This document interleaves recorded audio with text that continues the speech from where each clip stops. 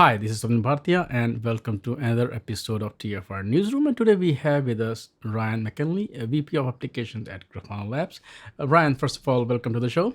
Welcome. All right. Thank you. Grafana 7.0 was launched. Talk a bit about some of the core features and highlights of this release. This one, I'd say the biggest thing is a emphasis on the unifying all of your data in all of the various data sources that you have.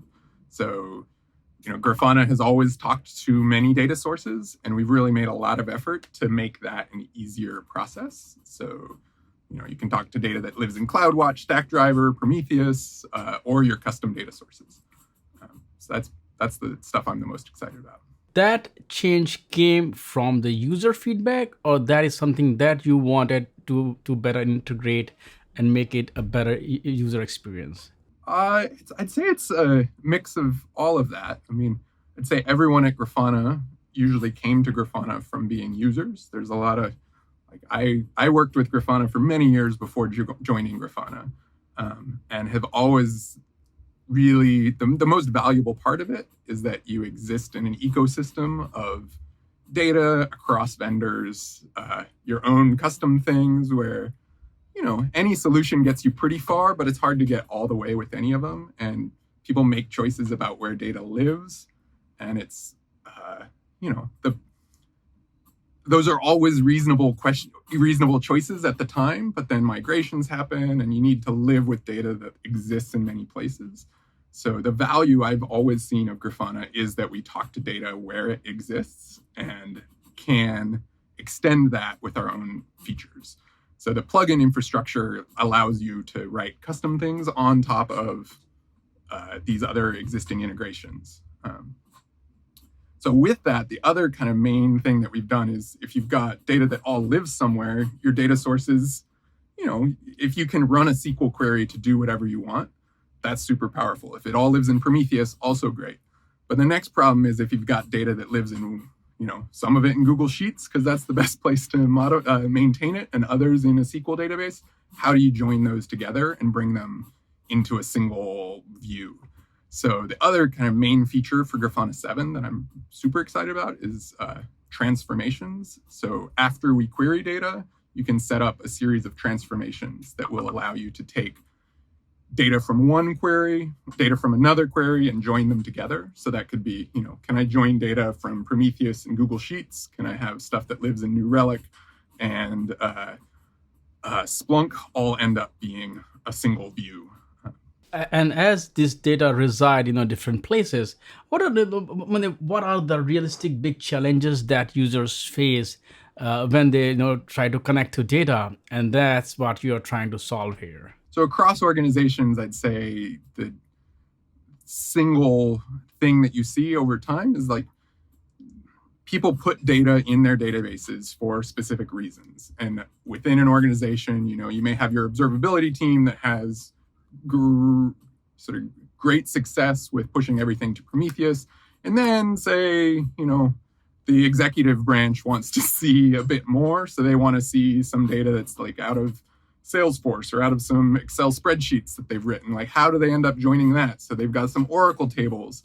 The biggest complications I see are as these things get successful and adopted across an organization, how you kind of can access that, both from a security perspective, but also just a logistics perspective of what do people call things? How do you have access to it? And again, the value of Grafana is really that by not picking any particular winner with what your choice of data is, we like to play well with any of them.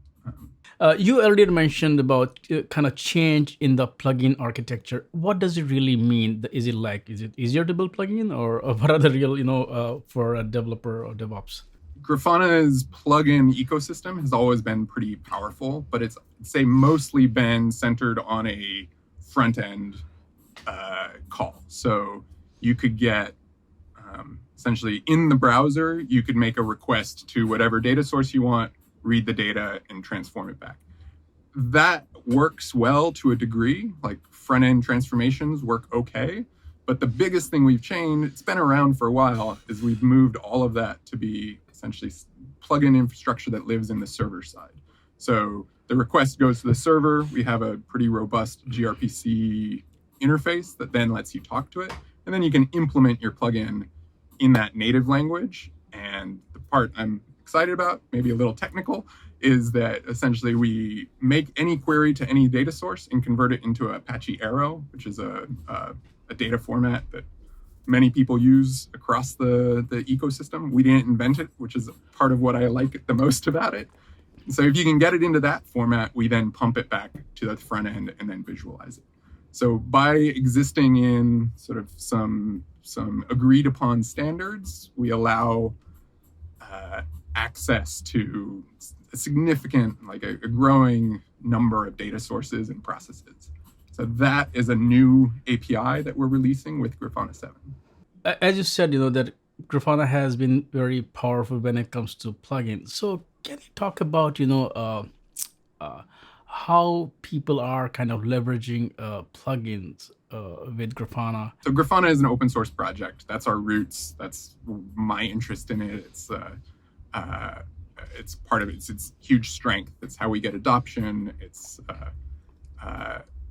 super powerful as an open source project. We do have an enterprise product that includes plugins that talk to other sort of paid vendors. So for example, we don't have an open source New Relic plugin. We don't have an open source Splunk plugin. Those are things that are part of an enterprise product. But if you're trying to talk to projects that are more open source and are also free, so if you're talking to Prometheus, that's free. If you're talking to other sort of standard open source plugins, those kind of exist in the ecosystem and are free to use widely. Like, so SQL in general is an open Postgres you can talk to. There are also some cloud providers that they've paid Grafana to support them. So you can talk to CloudWatch, you can talk to Azure, you can talk to Stackdriver. So the three big cloud providers have built-in open source applications. What we also see is through this plugin infrastructure, people in their own businesses can implement a plugin for their kind of custom needs. So before joining Grafana, I was working at a company building a hydroelectric turbine, and we were controlling our turbines using a Grafana data source. So through this interface, we could talk to our historian, but also control that data.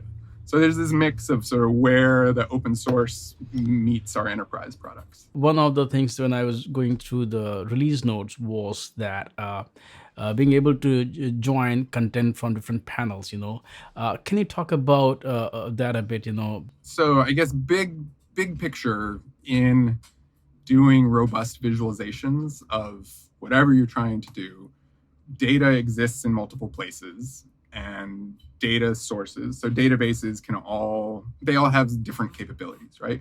And for your panel visualization, so if I'm trying to show a graph that's organized by, as a calendar with, pie charts within that, there's a series of transformations that have to happen with that. And not every data source is going to support those. So what we've done is try to provide a base layer of if your data source can just tell me what is there, I can then take that and do those transformations either on our sort of backend process so that there is a minimum standard or a minimum set of capabilities that apply regardless of your data source. This has always kind of existed just by having a plugin infrastructure. But when I write a plugin, so much of that is about data manipulation and processing that really would be much better if I could just rely on Grafana to do it for me. And so a lot of what's happening in this release is, I've maintained, 6 different individual plugins over the years, and I've sort of taken a lot of that code that exists in there and extracted that into a way that anyone writing a plugin can just use those as given features. So basic, a lot of the manipulation required to create a good visualization just comes out of the box. We have only scratched the surface. There are so many. When you go to the release note, there are so many features. Any other feature functionality that pops out and that you are really kind of excited about?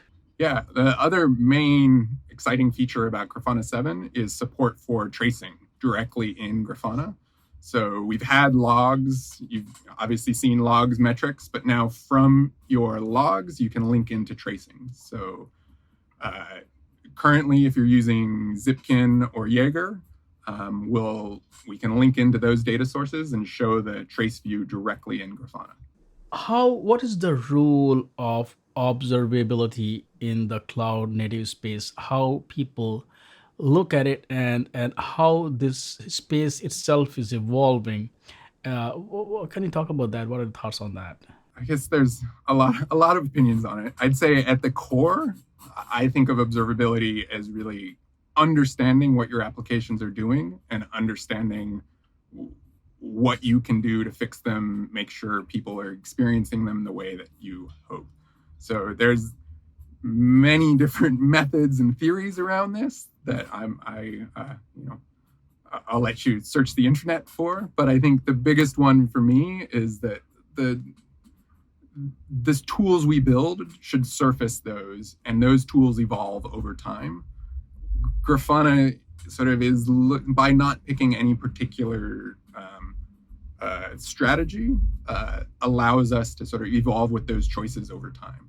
If you look at the kind of roadmap of Grafana, can you talk a bit about what does that roadmap look like? If you're asking me, the thing I get the most excited about is uh, Grafana has existed for a long time as mainly a time series observability platform and has always kind of teased robust visualizations. So you can sort of get the hint of some visualizations that are coming.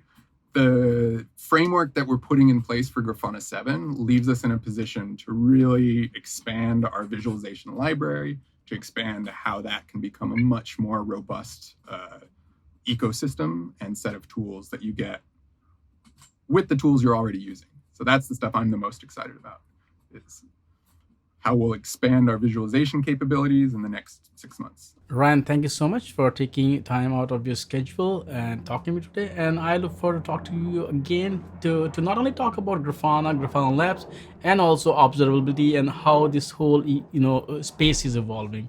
Once again, thank you. No, thank you.